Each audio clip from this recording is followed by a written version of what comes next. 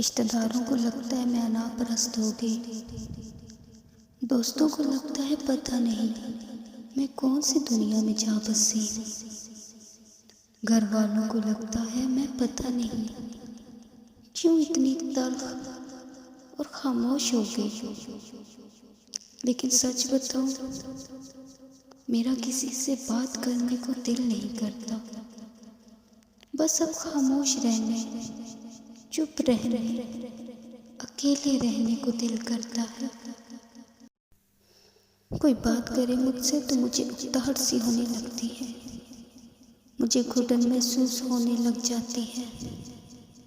मैं कुछ देर अकेले रहना चाहती हूँ, बस यूं ही गुमसुम खामोश अपनी सोचों में, गुम सबसे दूर जहाँ मैं, मेरी सोचें और मेरी खामोशी हो।